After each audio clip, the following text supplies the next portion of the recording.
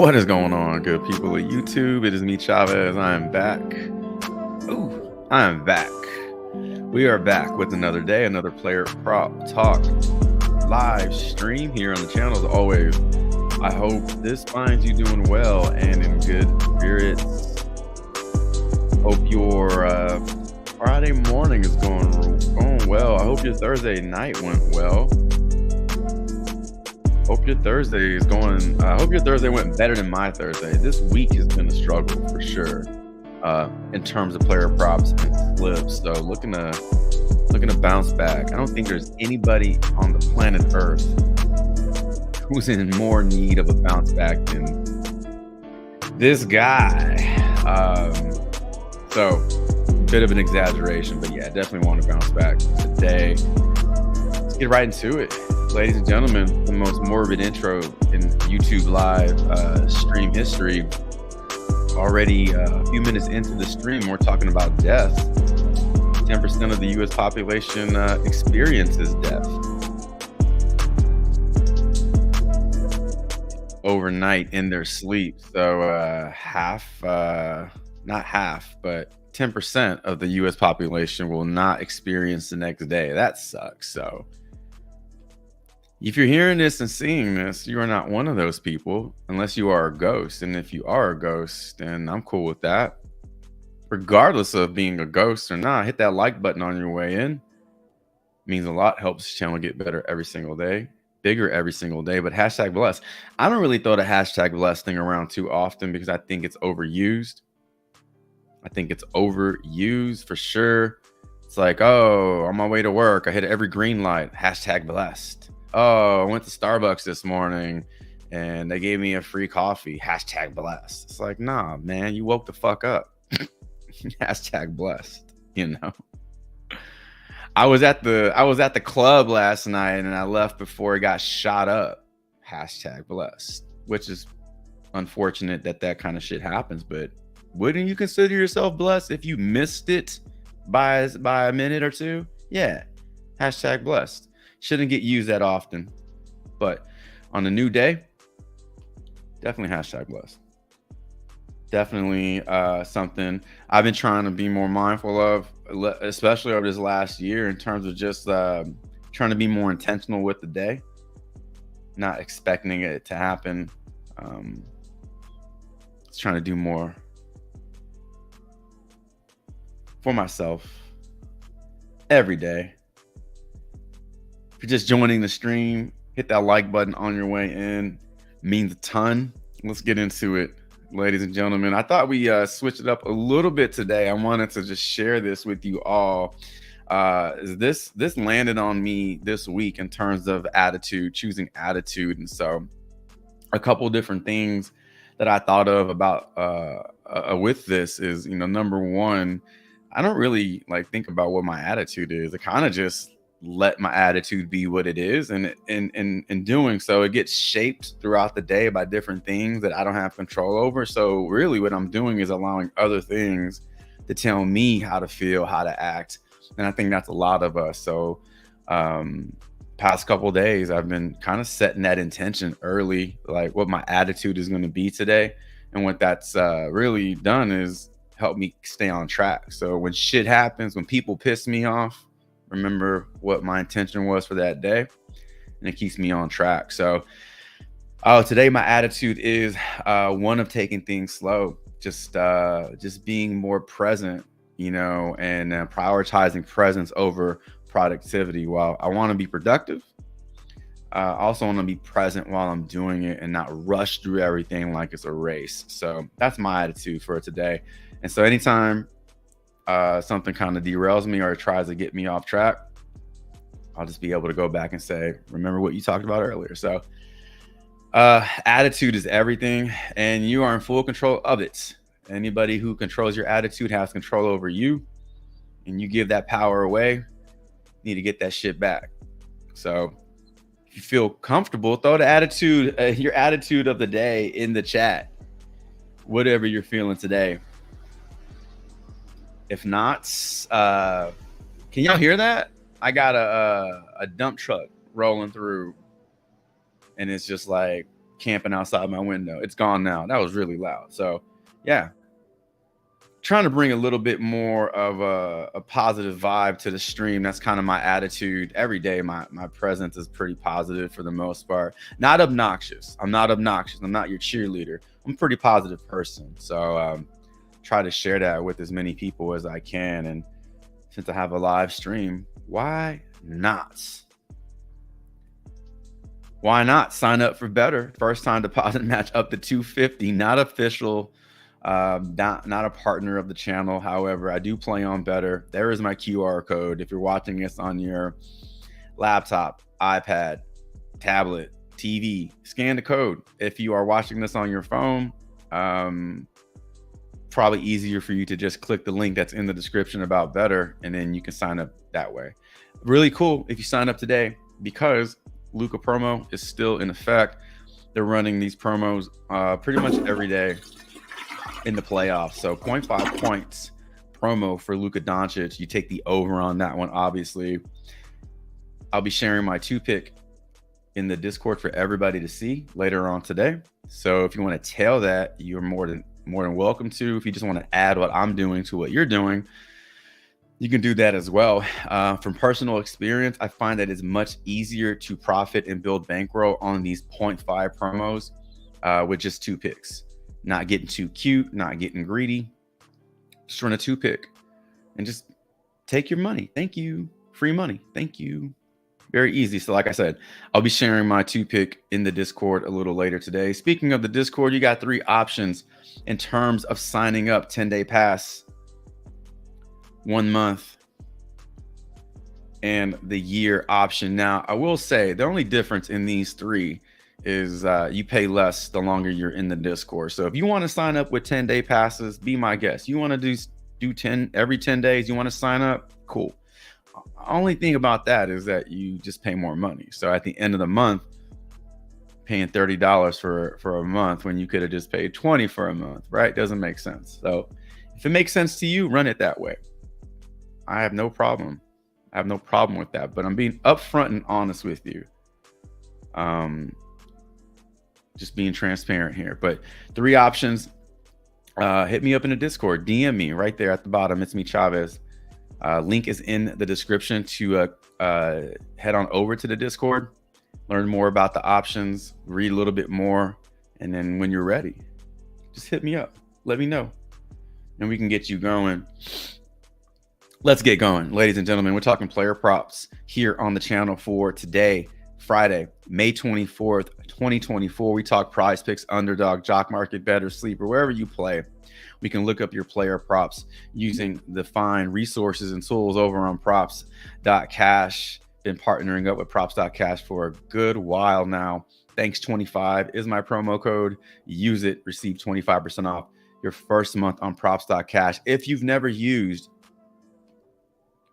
props.cash before, if you've never seen props.cash before, you're in for a treat, because we use it every day. Well, every live stream, we use it in real time. So you get to see it used in real time. You get to see the tools used in real time. And after seeing all that, if you like what you see, then you have my promo code to sign up with and save a little money. How's that sound? Sounds pretty good. All right. We are going to skip our happy asses on over to the PrizePicks dashboard. Now, I mentioned that we talk player props on pretty much any pick'em site you play on, but for the stream purposes, we use the PrizePicks dashboard because, number one, it looks the best. It's easier to navigate. It presents better on stream, but also probably the most familiar of all the dashboards in the pick'em industry. So we'll start as our, PrizePicks with our dashboard here as our base. But you let me know in the chat whatever player prop you want to look at, whether it's on Sleeper, BETR, just throw it in the chat so that we're not looking for it on PrizePicks. We can always look up a prop on props.cash, even if it's not on PrizePicks. Does that make sense? All right. Ladies and gentlemen, let's get this going. What's going on, La Liga? He was first in the chat at 8:52. Nice. Good morning. What's up, T? What is going on, Rosalie? Good morning. 15 viewers on the stream. Let's get 15 likes on the stream.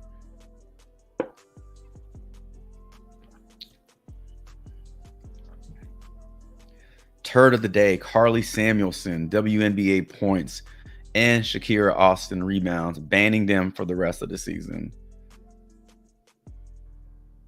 Don't ban them. Take a break. Take a break from them, but don't ban them. At some point, it all comes back full circle, right? What's up, JR? Bounce back coming. Let's get it. Let's get to work.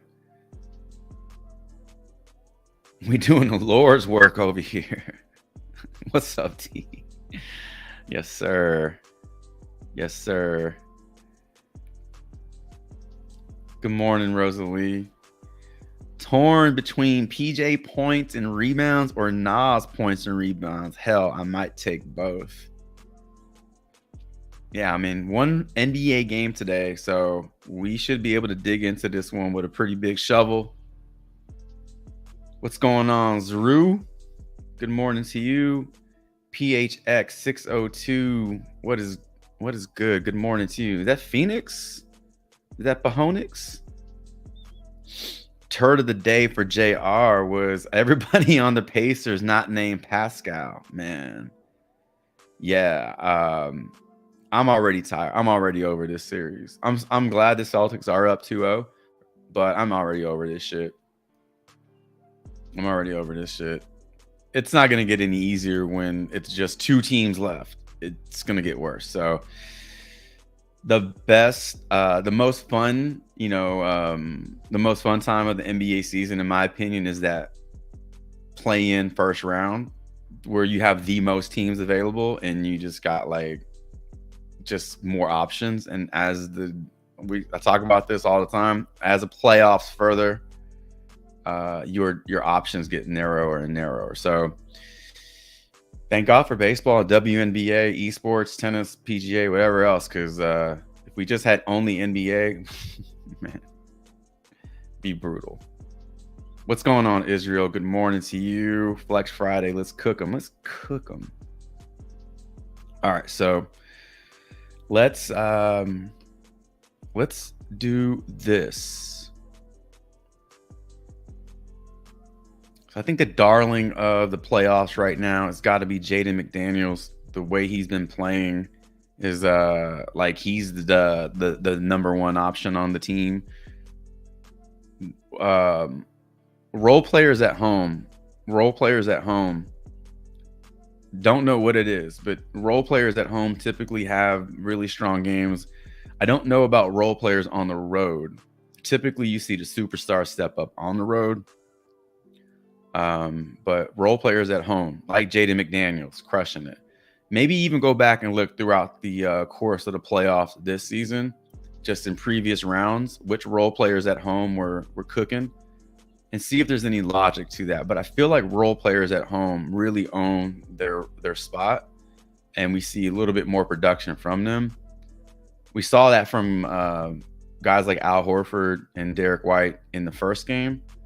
Not so much from Al Horford in the second game, but role players at home. So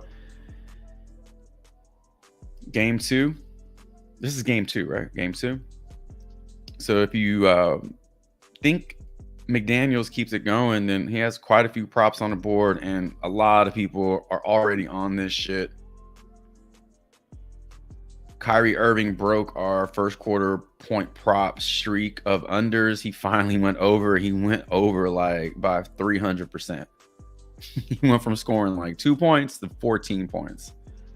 So that's not even 200%. What is that?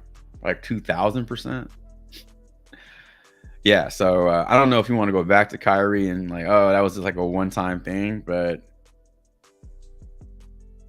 I thought this matchup would slow him down a little bit, but he's already off to a better start in this series than he had against OKC. All right, so PJ Washington over points and rebounds or Naz Reid. Let's just look up PJ.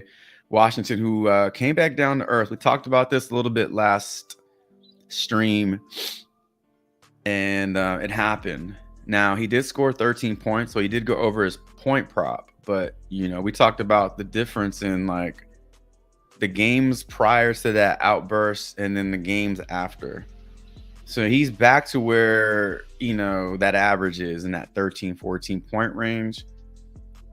So he's definitely come back down, but he didn't have a terrible game. He had a PJ Washington game. That's who he is. Those 3 games that you saw him just take over scoring, that's not really what he does all the time. But we'll look at his points and rebounds, and then we'll also take a look at Nostradamus. What were we looking at for Nostradamus?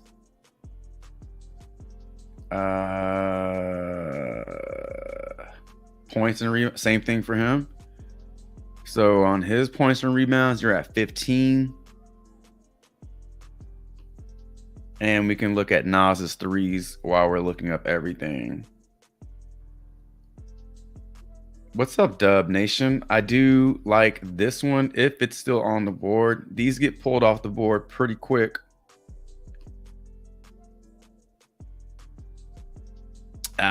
It did, unfortunately. Corbin Burns and hold on, I gotta pull this up. Chris Flexen and Corbin Burns under their first inning runs. I did put that in a slip. I did put that on my picks for the Discord earlier this morning. That I thought that was a really good one, and it got pulled off the board. If there's any other Nerfy that's standing out to y'all, put it in the chat. But that, to me, at that time, was the best one on the board. You might have some interest in this Alek Manoah and Matt Manning, just because Alek Manoah, ever since coming back from his assignments and rehab, and his mechanics were all fucked up last season. He's looked real good. He's looked real good. I think 4 games straight of six strikeouts. 3 games straight of 2 or fewer runs allowed per game. So that might be one to look at right there.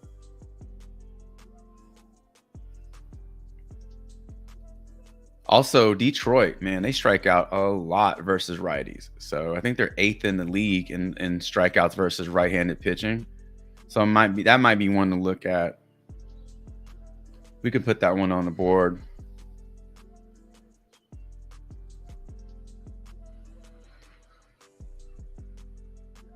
Let's see. Gafford over rebounds. Max Homa over strokes. Max Homa over strokes, and also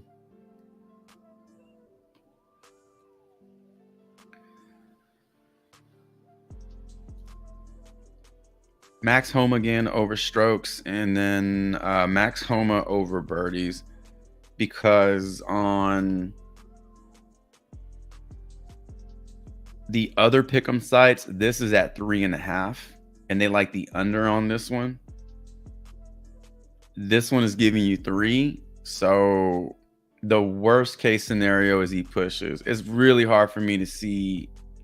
It's really hard for me to think that he gets you just 2 birdies. Worst case scenario is he gets you no birdies, right? But 3 is not a terrible thing. If you're going to play the 3 birdies, I would put that in a 6th pick, because if he pushes, then your 6th pick gets dropped down to a 5 pick. But at a 5 pick, you're still eligible for the 10X. If you put this in a 5 pick and he pushes, then you're looking at a 4 pick, and the payout on that is terrible. So just protect yourself a little bit. If you're going to go with any prop that has a 0.0, make sure you're protecting. Make sure it's the only one in your slip, first of all. But number 2, make sure you're going 6 pick on that in case that it does get reverted to a 5 pick, because at that point, at least you're still getting positive payout. But both of these are in play. They do kind of negatively correlate, because if he's getting birdies, he's going under par, but you're only asking him to go under par 4 times out of 18 holes. what I've been seeing from golfers in the opening round is a lot of these dudes are going over their strokes. A lot of them, 70, 71. So this is a good number to go over. And even if he goes over with 70, that's not a terrible game. It's still very easy to get 4 birdies in there. So all right.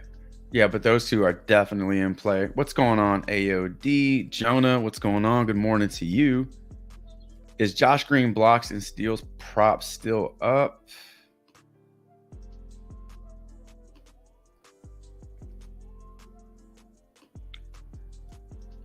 It is.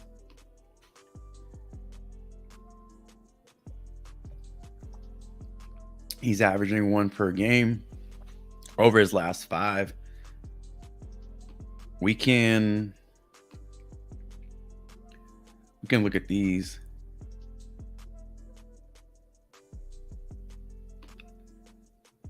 Gafford already bumped up to 6. Rebounds.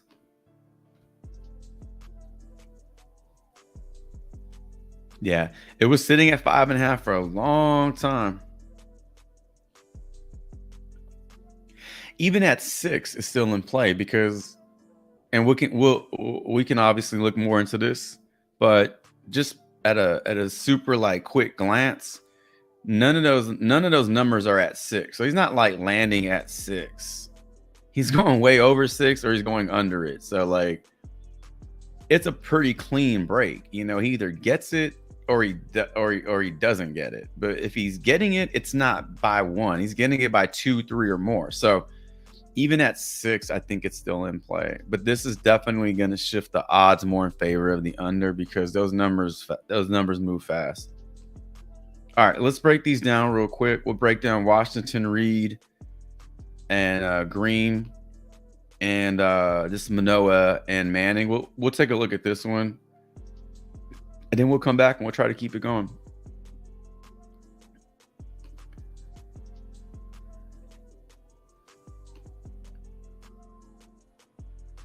All right.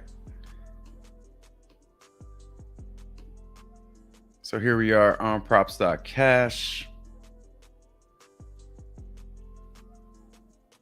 If you're using props.cash, don't forget about these blogs. These are really helpful to start your research in the morning before you look at anything.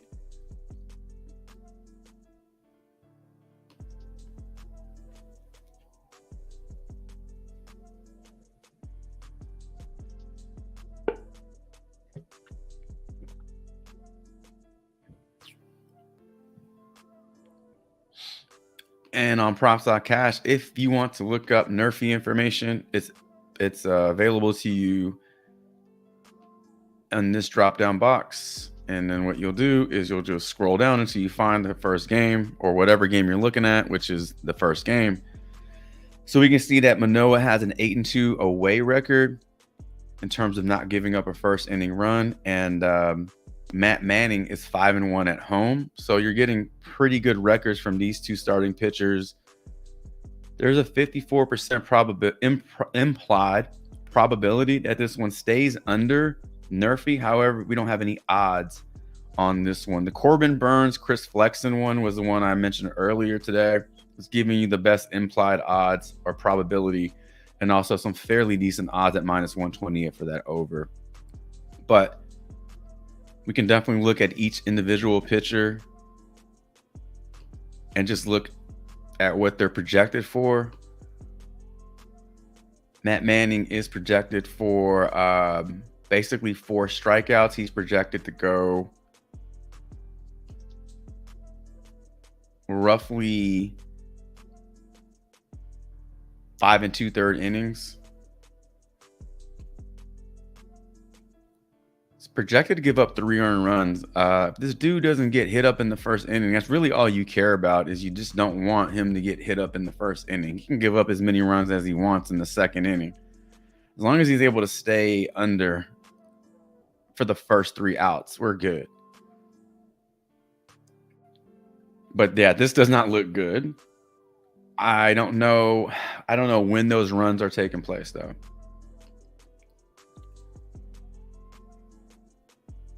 We just looked at the record. You know, Matt Manning is 5-1 at home in terms of not giving up that first run inning. So a lot of those runs are definitely happening after the first inning, which is exactly what you want. Here's what I was talking about with Alek Manoah. So going back to his last 10 starts, all these games are from last season, from here to here. And you can see all the earned runs he was giving up. You can see that his K rates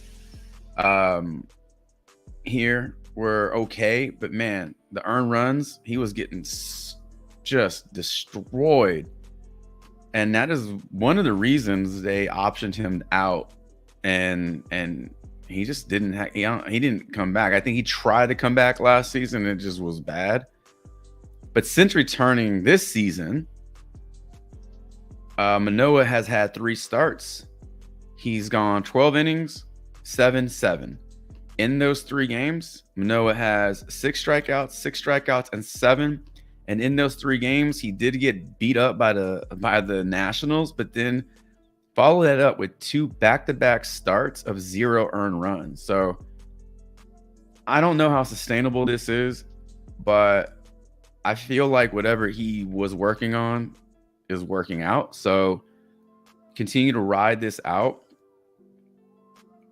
If you're looking to play the nerfy, you just don't want him to give up an earned run in the first inning. That's it. That's all. So that's one you could look at. All right.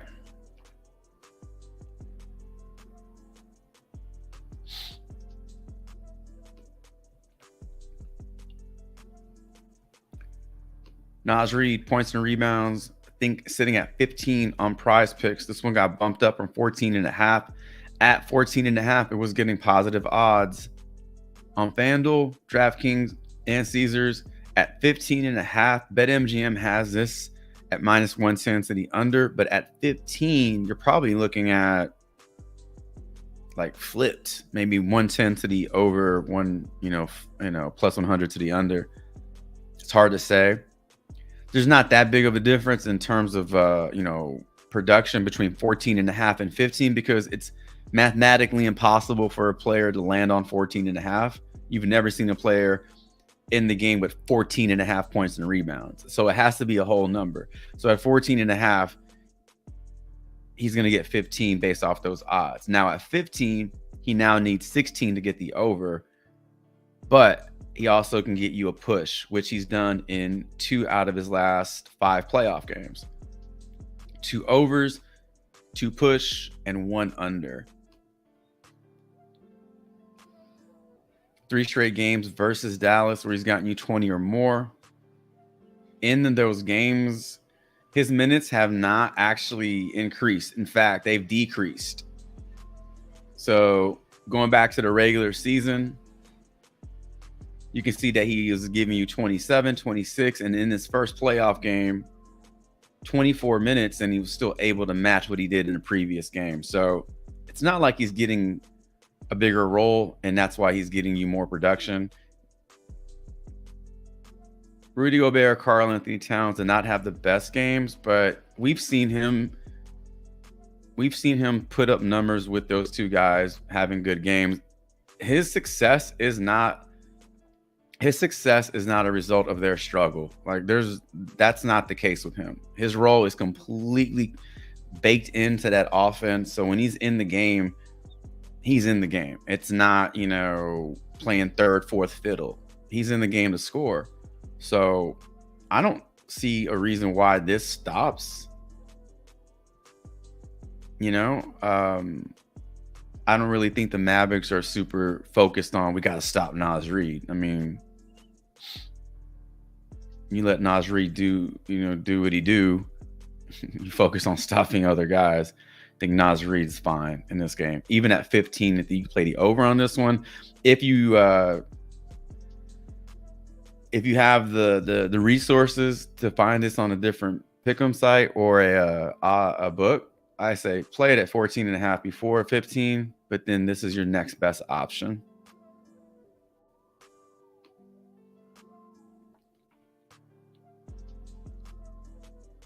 PJ Washington is at 17.5. So, whoa, this is going to get bumped up, ladies and gentlemen. This is going to get bumped up. You got 4 books that like the over. You got 4 books that have it at 18.5. PrizePicks is at 17.5.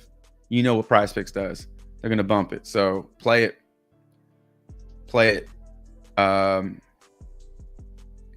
18.5, this is getting odds in favor of the under on all 4 books. Not even close. Not even close.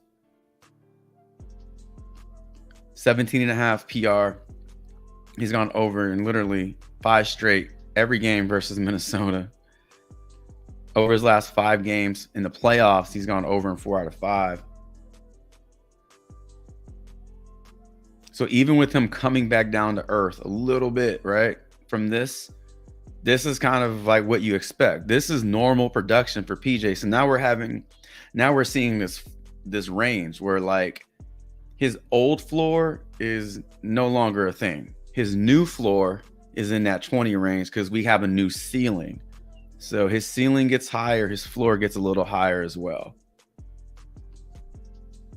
Right? Old shit here, old shit, and then we start, that's incredible, bang. So floor gets a little higher.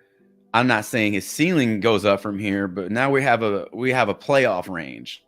Your regular season range doesn't matter. Playoff range, it's a big ass range, 20 to 40. So all you need today is 18 from him. Play it at 17.5 while you can. This will get bumped up.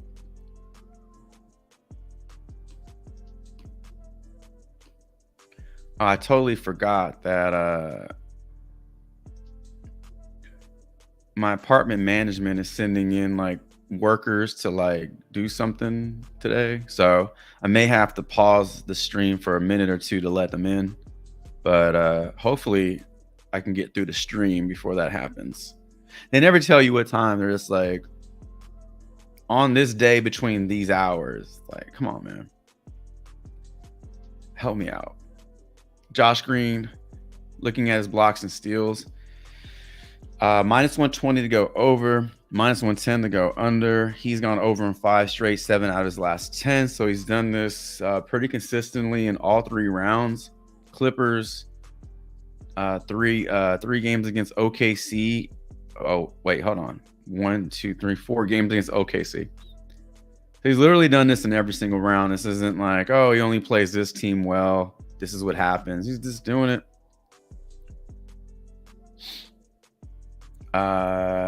Projected for 1 today. Let's figure out where this is happening. So those 2 games he got it done in the first quarter. That was an early cash. Doesn't really get it done in the second quarter outside those first games against the Clips. In the third quarter, okay, so 3 out of those games he's done it in the third, so right after halftime, and then in the fourth quarter. So it looks like he's getting this done in the first 3 quarters, so you don't have to sweat this out very long. You ideally would want him to get this done in the first quarter just to be done over with, but it doesn't look like he's getting anything done in the fourth quarter, which is great. First 3 quarters, cash. All right. Is that it? Yeah. Damn, that was fast. All right. Washington over, Reed over. We like the under, or I think the under on Manning and Manoa is in play. Over on strokes for Homa, over on birdies for Homa as well. And then we like the over on this Josh Green blocks and steals while it's still up on the board.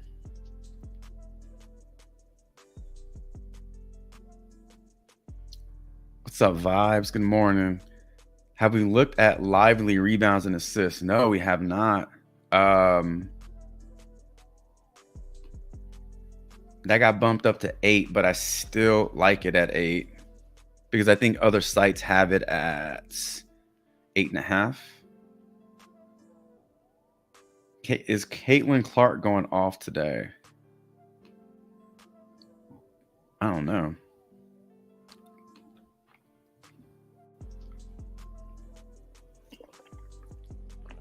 She will at some point. I mean, outside of that game against the Liberty, I mean, she's been pretty consistent. I mean, 17 to 21 points per game.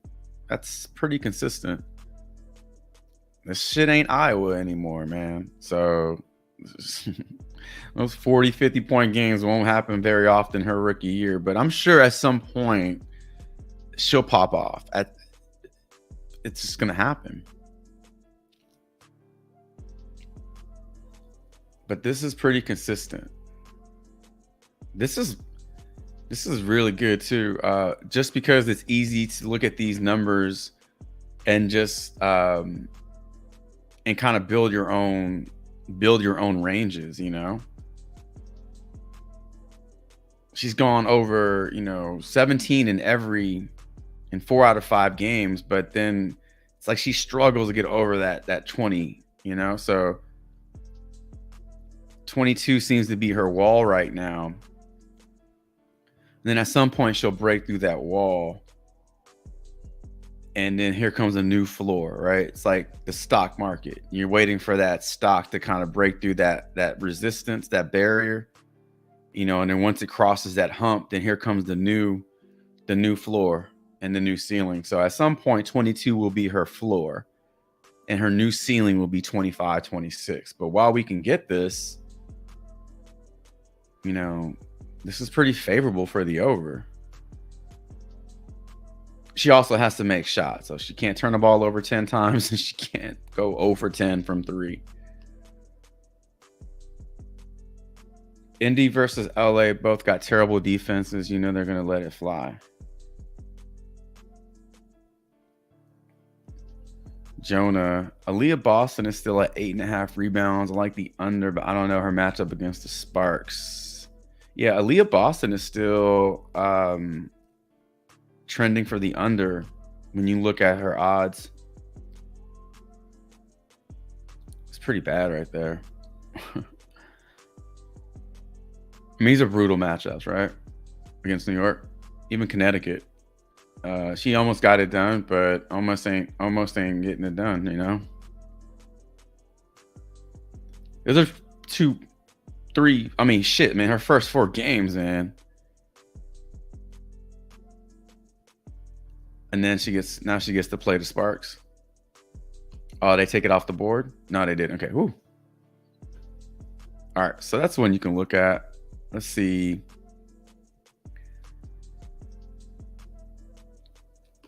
I guess we can look at Caitlin Clark today. Points.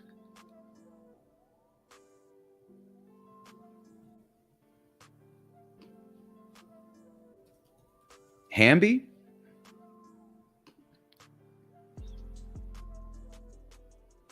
Well, she's alternating, right?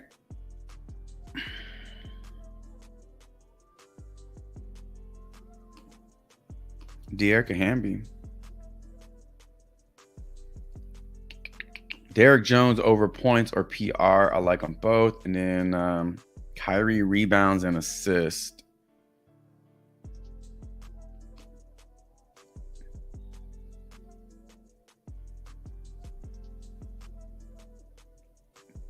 I'm assuming over for Kyrie.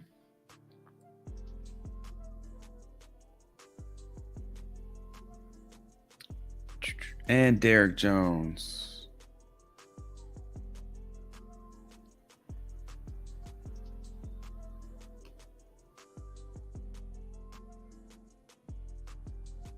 That's so low.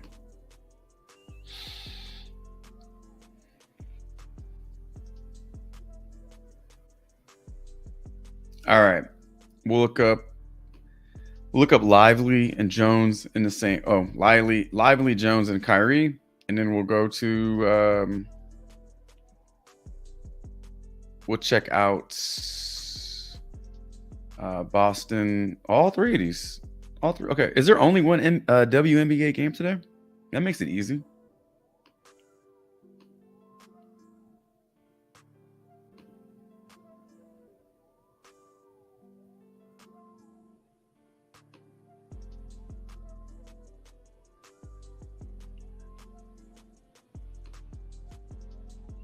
All right, so Derrick Jones points and rebounds are at 12. So yeah, so these bumped. These were at 11.5. You gotta get on these really, really early. Probably you should have got on this yesterday at 11.5, but it's at 12 now. 12 is not a bad line. At 12.5, FanDuel likes the under, but at 11.5, he needs 12. So you already know 12 is in play. I don't want to say 12 is a lock, but 12 is definitely in play because that's what he needs to go over these. You got 3 books that like the over. You can't get 11.7, 11.8. You got to get 12. So 12 is in play. So at least right off the bat, you know push is in play. But at 12, he needs 13 now. And 13,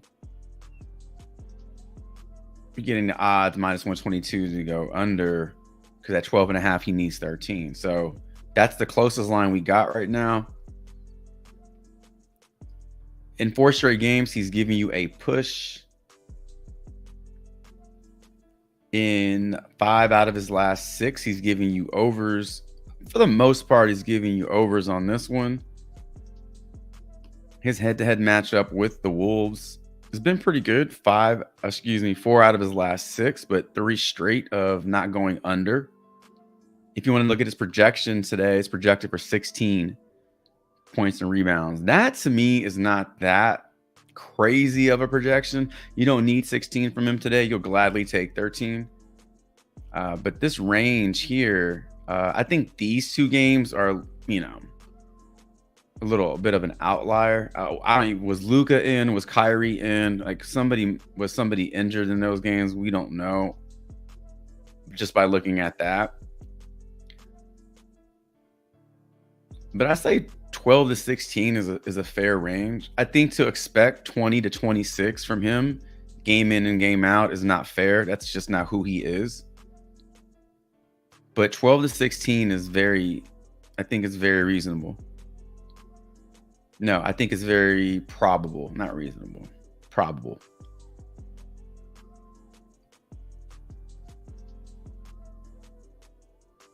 Kyrie Irving, I guess it was over his PR.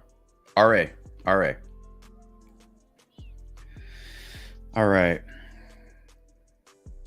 3 out of his last 5 in the playoffs. Over his last 10 games, he has gone over this in 7 out of his last 10.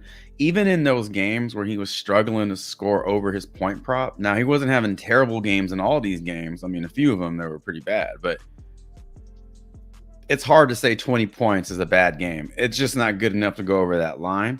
But 20 points, in a lot of those games, he was still going over his rebounds and assists. So you're finishing the game with 20 points and 12 rebounds and assists, 10 rebounds and assists. So you're looking at over 30, 31 PRA. That's not a bad game.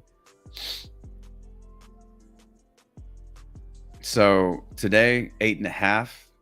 You're looking at a line over on FanDuel for the under, and under.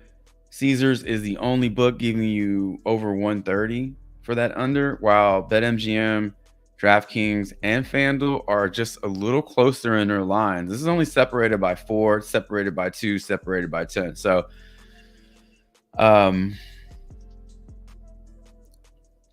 it's close.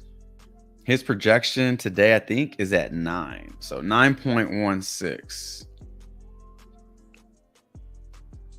8.5 does feel a little low. Individually, his assists right now are not grading out all that well. Minus 125, minus 130, minus 135, and minus 135 on BetMGM. So his projection is 5 assists, but the odds are telling you that he's going to get you about 4. So if he got you 4 assists, he'd have to get you 5 rebounds. And that's something that he's done in 5 out of his last 10 playoff games. 5 out of his last 10 playoff games. However, the odds don't really see him getting you. Well, actually, let's take a look at this. So minus 145 on a 3.5 rebound prop. That's not, I feel like 5 is in play. I think 5 rebounds is in play based off these odds. 5 rebounds, 4 assists gets you the over on his rebounds and assists.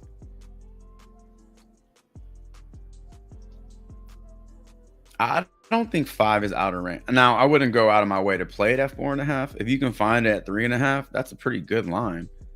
But in order for him to get that over, he either has to give you 5 of something, you would think. 5 assists or 5 rebounds, right? Because 4 and 4 doesn't get it done. You think there's a chance he gets you 6 rebounds today? I don't know. 6 assists? Maybe 6 assists is more likely to happen since he's done it recently. So I think the rebounds and assists is in play. And if I had to play one of the two, I'd look for his rebound prop at 3.5. I think that's a little low.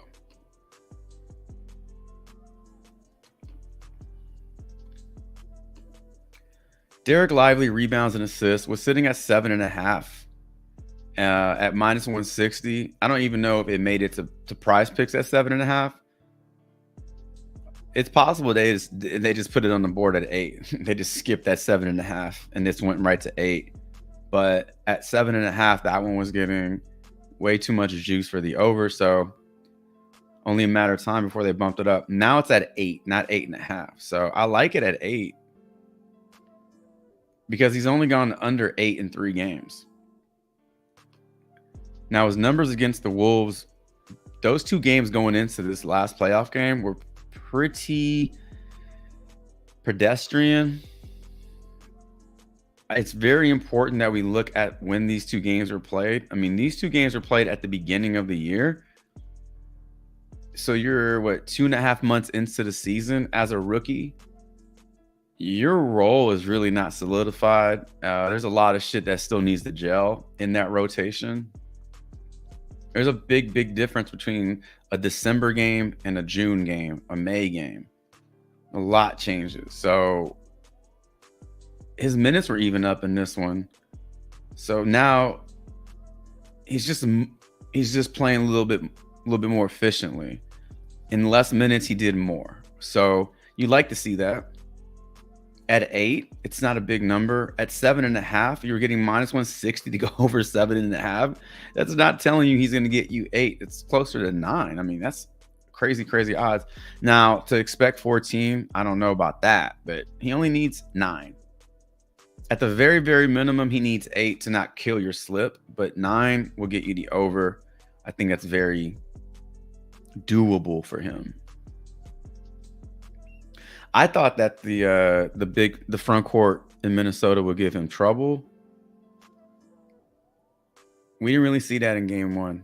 They didn't really they didn't do enough to keep him from hitting his rebound prop. I mean, he crushed that shit. I mean, he got his RA on rebounds alone. Got you 3 assists.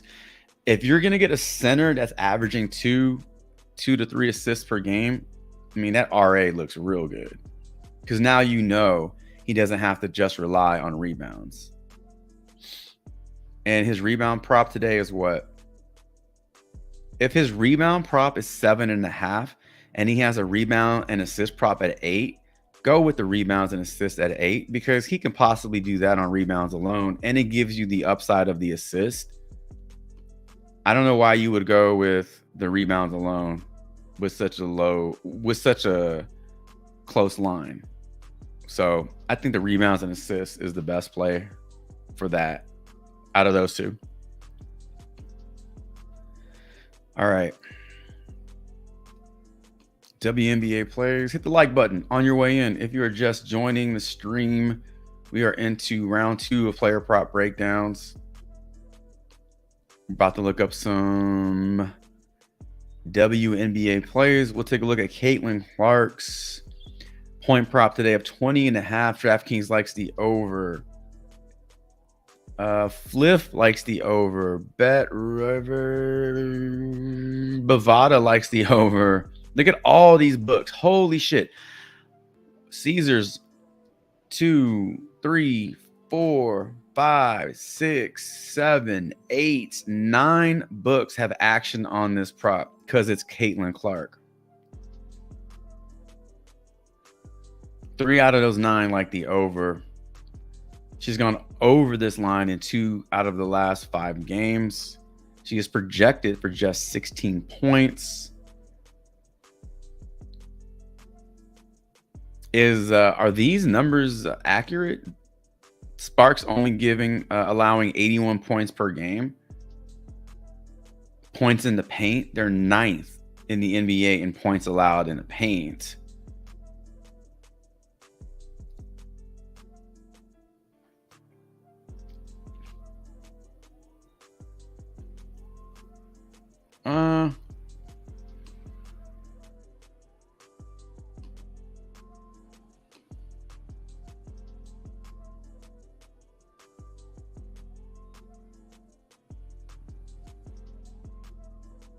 Man, yeah, honestly, I don't really see a whole lot to like about her numbers today. Her turnovers have gone down. So she went from 10 to 3 back up to 8 and then back-to-back games of 5 or less. So that's good. I mean, it's trending in the right direction. We talked about this earlier in this season, like a week ago, about her turnovers being a problem.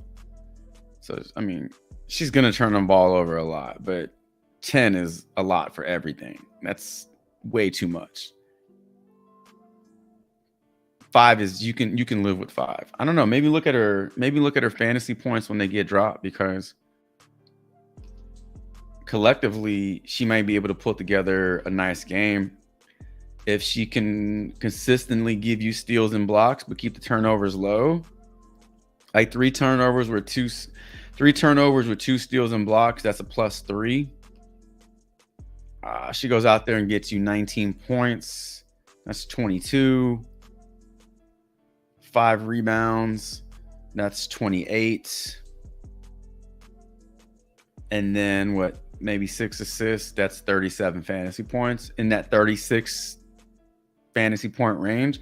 If her fantasy points get dropped and they're in that range, or if it's at a lower line than 36.5, I think that's a good one to look at for an over. Again, 100% contingent on her turnovers being low. If she goes out there and turns that shit over 10 times, you're not getting the over. So I'm just making myself clear on that one. Boston under rebounds at 8.5. She continues to receive odds in favor of the under on a lot of books, as you can see here. FanDuel, Bet Rivers, ESPN Bet, Unibet, BetMGM all are favoring the under, as is Caesars.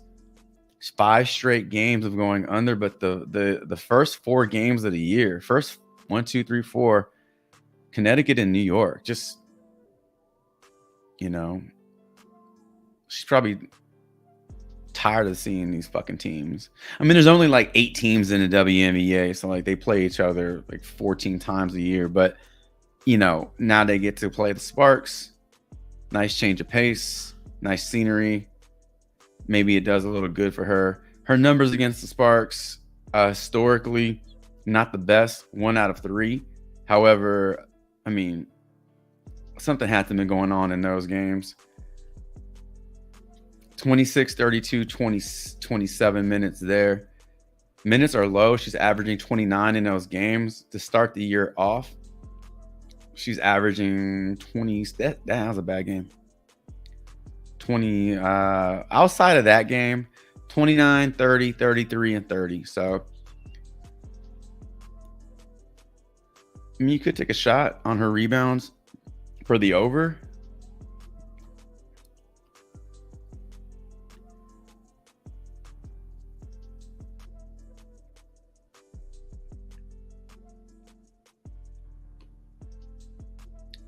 She's only projected for 6 rebounds. That's a little low. I mean, you got 9 books. That's a lot of books. A lot of them like the under on this one. You're getting a lot of data in support of the under. So if you're data driven, then that's what you're paying attention to. If you feel like there's some regression, positive regression back to this number here, or even, let's see, I mean, last 30. I mean, she's capable of 15 rebounds.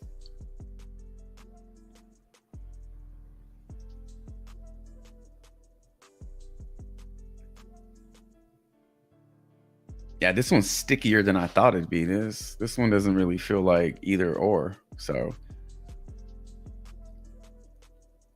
I don't know about that one. Dearica Hamby.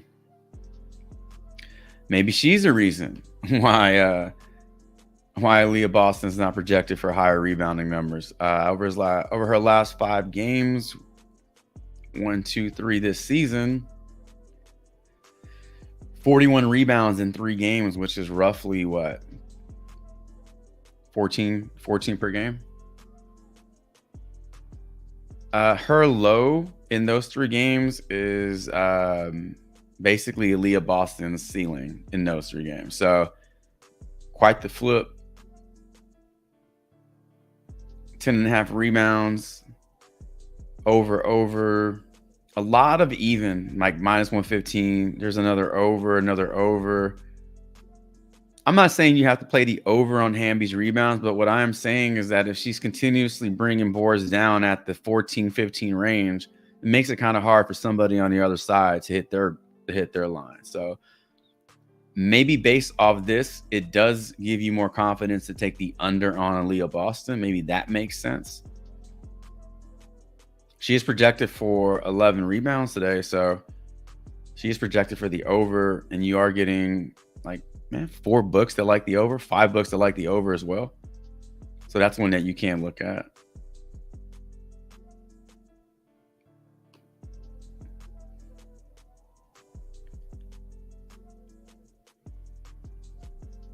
So if you look at the historical data versus the fever, it's really picked up over the last 4 games.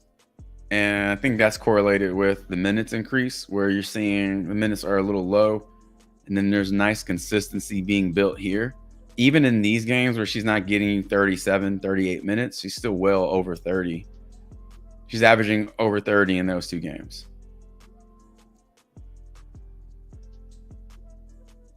So there you go. So the role is changing, on the team. As the role changes and increases, so does her production. So that makes sense to me. All right. Jones over, Kyrie over. That's the best line. Well, no. His rebounds are the best line at 3.5. 3.5 is just low. And they've been bumped up to 4. So at this point, listen, he needs 5 here. He needs 5 here. That's a total of 10. He needs 9 here. This is going to offer you the best value. So then now you would definitely go with the over on the rebounds and assists versus trying to figure out which one he's going to go over out of these 2. Just take the fucking rebounds and assists. It's easier. We like the over on Hamby's rebounds based off what we saw here. Caitlin Clark, I honestly don't know what to do with this one, to be honest. I really don't have a whole lot of interest in playing any Caitlin Clark props right now. Outside of her assists were getting better odds than the other props at 6.5. If they're at 6 on PrizePicks, then that might be one to look at. They're at 6.5. I mean, 2 out of 5 is not the best percentage, but the odds were giving us better numbers on the over here than her points. I said her fantasy points could be in play at 36.5. They're at 36.5 now. This only goes over if her turnovers are under 5. If her turnovers are 5 or under, better if they're 3 or under. But 5, I think she can still get away with an over here.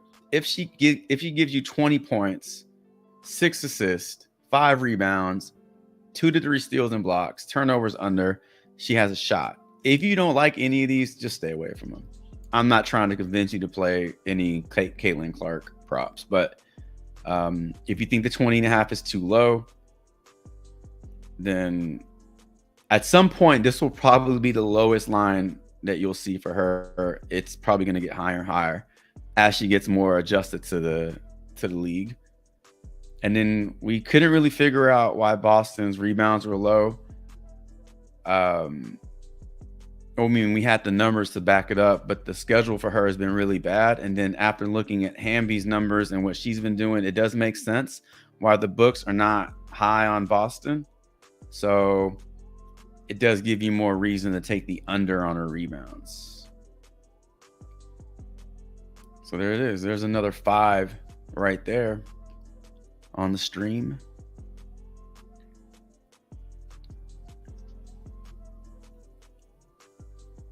What else we got?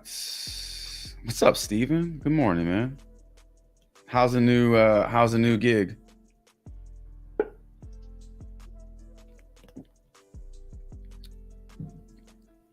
I got the magic touch, man. Every store I ever worked at got shut down. Funny, but not funny, but kind of funny.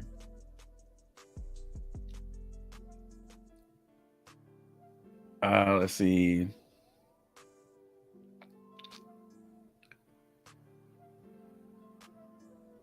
Boston less fantasy. Yeah. Or yeah, you could go Vibes. Vibes has a good beat on that one. I mean, listen, we just talked about how, we think, Hamby might complicate things for Boston's rebounds. What about her fantasy score? And kind of leveraging that a little bit for a few different plays. You can try that. And then on the flip side, if you like Hamby's spot, there you go.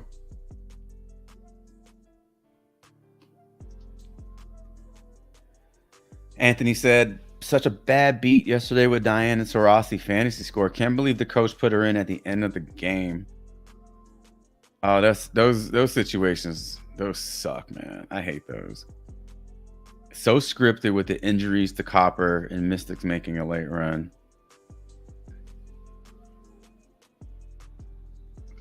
Taurasi sold Vibes too. Yep. PJ got bumped up to 18.5. No shit. Really?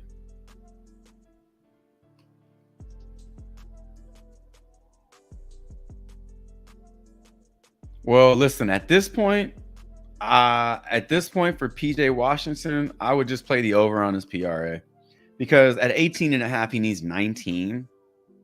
He needs 20. Now you're getting the added bonus of assist. I'd look to this as my number one option. This has been bumped. This has been bumped. This has been bumped.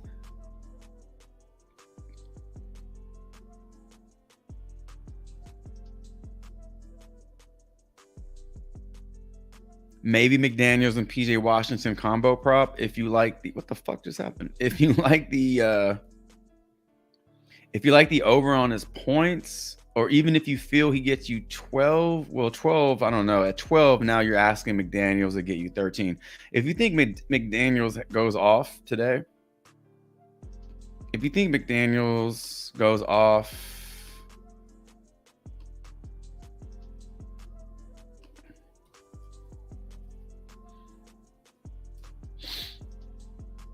all right, so if you think McDaniels gets you just what he's supposed to get you in points, which is 13, and then you're asking PJ Washington to just push his points at 12, that's an over, because that's 25.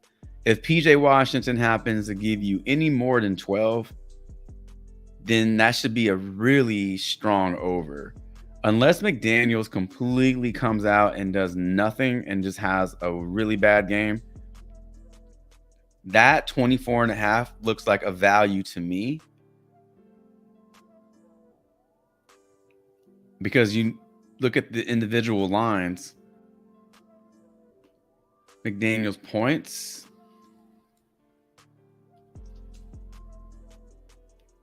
PJ's points, 13 and 13, that's 26.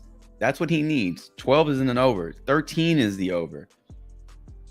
25. So you're getting a value here. So PJ Washington PRA is in play. If you don't like his PRA, then you can look to the McDaniels Washington play as a sub.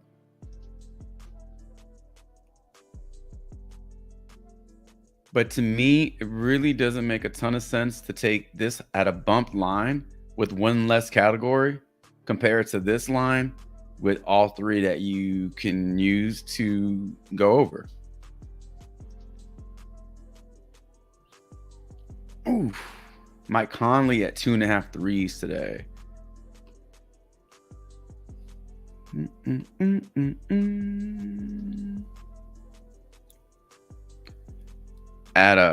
At the demon line.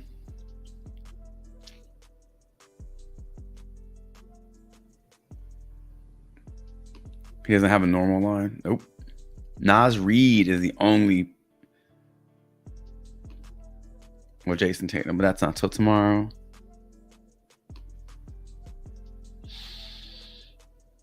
He's been ice cold from three, man.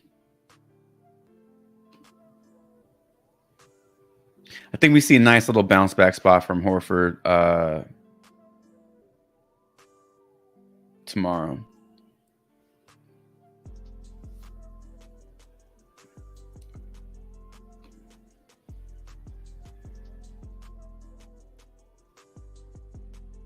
All right.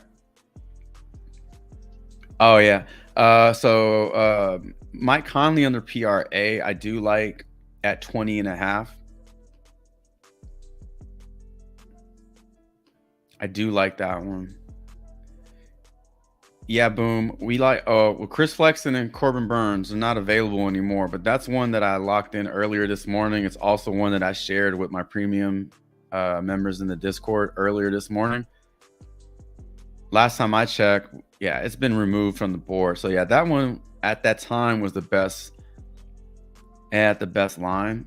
The other one we looked at was Manoa and Manning under their first inning runs.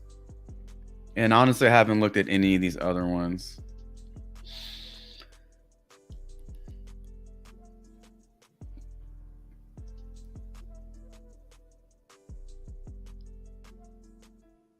Maybe Justin Verlander, Ross Stripling.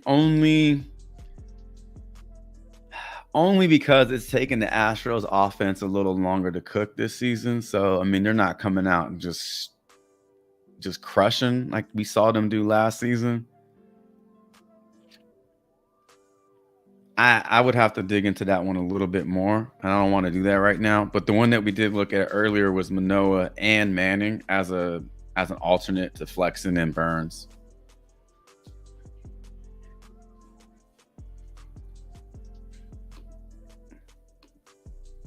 What?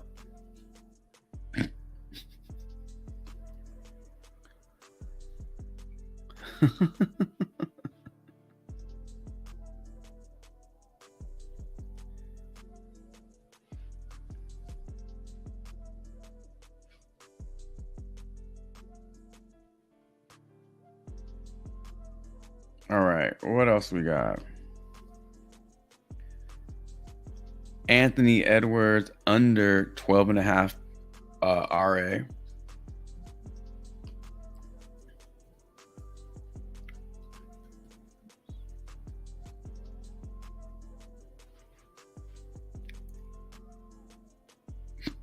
All these damn props, man.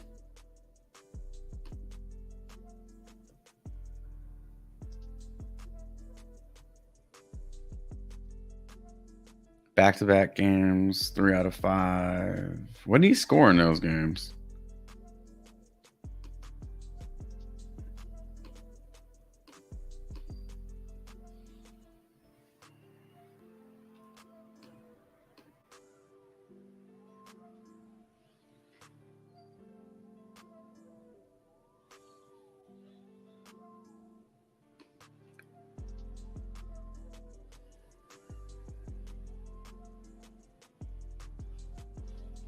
All right, and the games that he went over RA, what'd he score? Jesus. Did he go over RA in that game? No.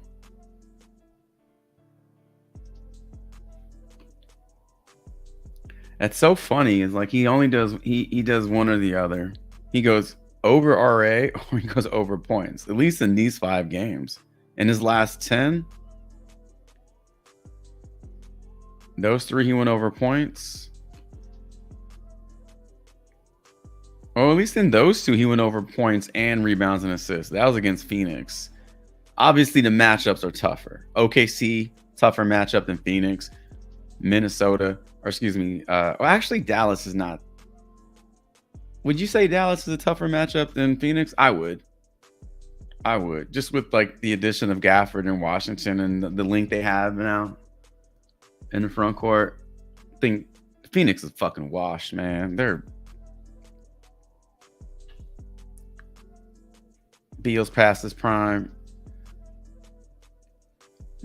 I don't even think Beal had a prime. Beal had like 2 years in Washington before like the knees and shit got to him or whatever his back or whatever.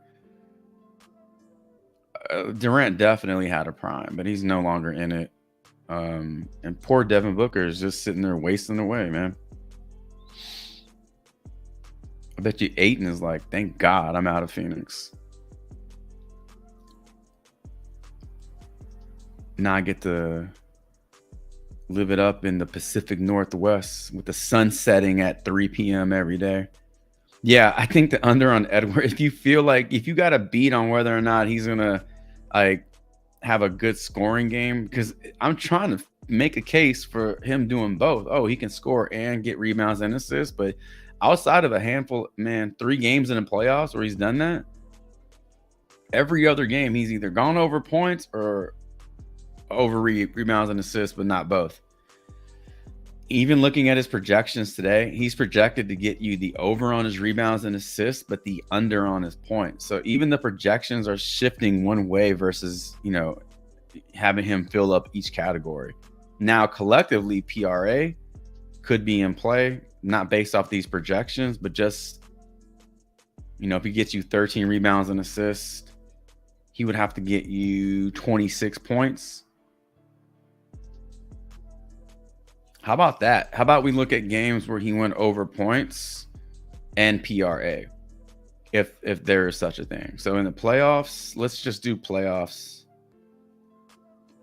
In the playoffs this season, here it is. 4 games where he went over points. In all 4 of those games, he went over PRA.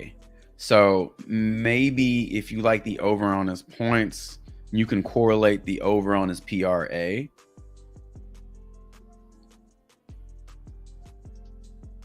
And because not all those games he went over RA. It's weird. So yeah, I think the points correlate with the PRA more than the RA, you know. So you could do it like that. If you believe he has a high scoring night, I think you can also look to play his PRA in a different slip. But maybe you're like, I don't know about the scoring. Maybe he continues to, like, you know, give you 21, 22, whatever. And then at that point, you would look to take the RA. Maybe.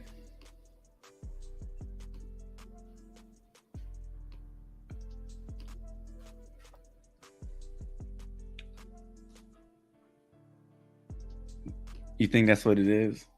I mean, they fired Monty Williams. That's a tough spot for him. You know, because they're like, we got you 3 Hall of Famers and you can't do shit with them. It's like, okay, Chris Paul's fucking washed. I love Chris Paul. Come on, man. 2022 Chris Paul is not winning you a championship as a starter. And then you got KD, you know, who played like half the year. And they're like, and you have DeAndre Ayton. It's like, go win a championship. That's a tough spot, man. And they let him go. And then they bring in Vogel. Didn't they just release Vogel?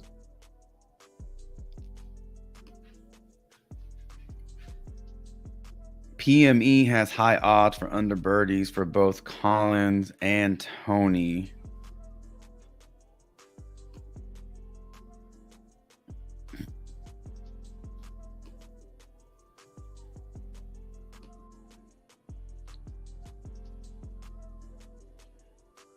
Tony for now? Or Tony for later?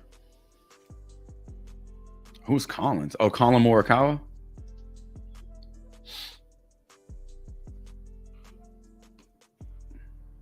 Under on these two?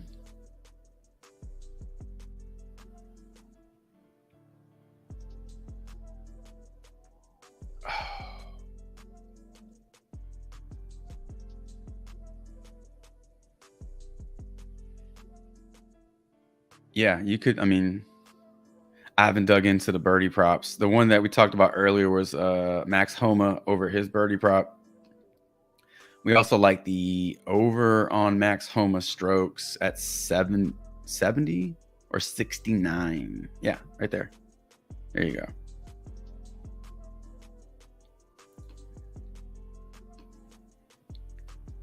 Gotcha.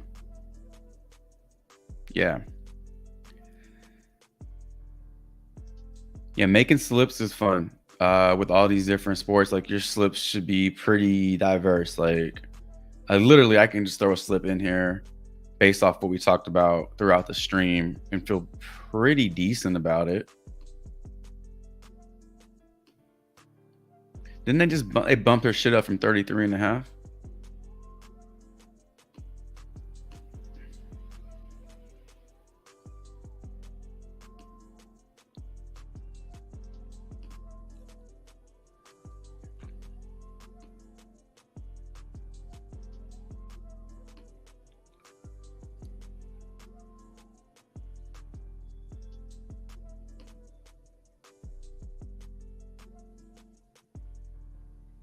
The only problem with doing that when you do the combo is it takes a play away from you. Like if you're trying to build out a slip, because you can't play a combo prop and then play a McDaniels point prop. So if you did that one, then it would remove the possibility of playing one from each player. So if you wanted to go over on PJ's PRA because of that bump to his PR, and then you wanted to take the over on McDaniels points here, that's 4. And then who was the other one? Derek Jones. We talked about Derek Jones earlier today. Yeah, so I mean, these are players that we talked about in the stream. Homa overstrokes, Boston under fantasy. Actually, we didn't really talk about Boston, but we did talk about our under on rebounds. And possibly the struggle against Hamby on the other side.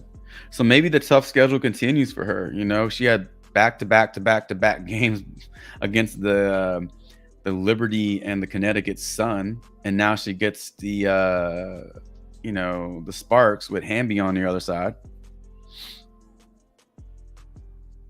Something else you could try to do if you wanted to run a 6-pick. You don't even have to run a 6-pick for this, but I already have 5 in there. So is if you wanted to go over on Hamby's fantasy score, under on Boston's fantasy score.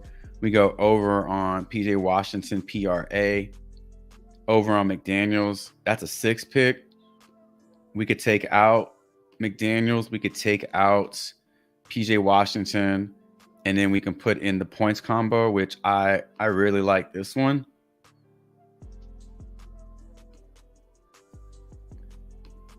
And just throw that in a slip. So you got under, you got over strokes for Homa. We got under Boston fantasy score. We got over Jones, points and rebounds, over Hamby fantasy score, and then over McDaniels and Washington point prop. So just based off what we talked about in today's stream, because it was that easy to build a slip.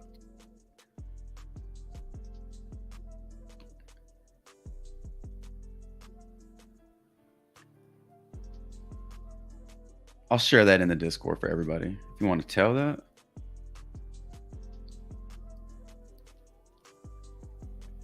All right, ladies and gentlemen, I think that is going to do it for today's stream. We talked a lot of player props today. Just built out a quick 5-pick. If you wanted to go with a 6-pick, what you could do is take out the PJ McDaniels point combo and then put an individual prop for both of those guys, and that'll give you a 6-pick.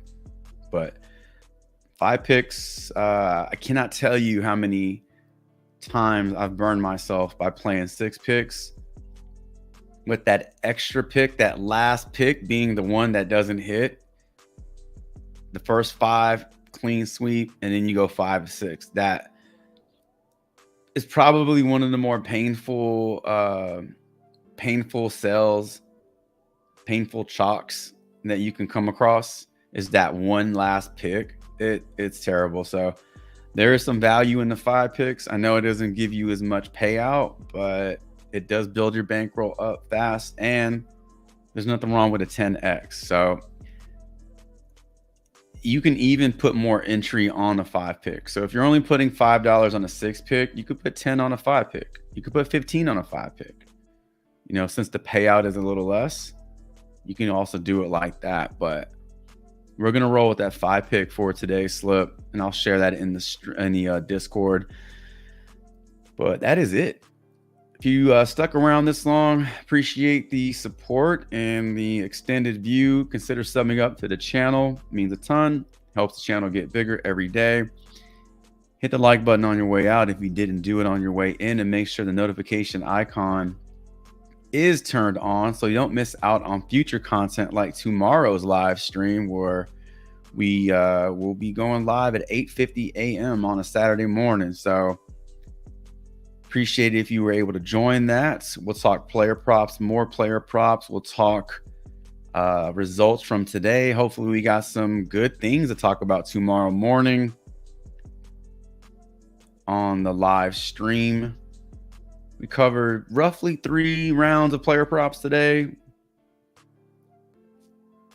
Got quite a bit done today. So again, appreciate y'all stopping by. Appreciate the support. I hope all of the player props you roll with respect the damn coin.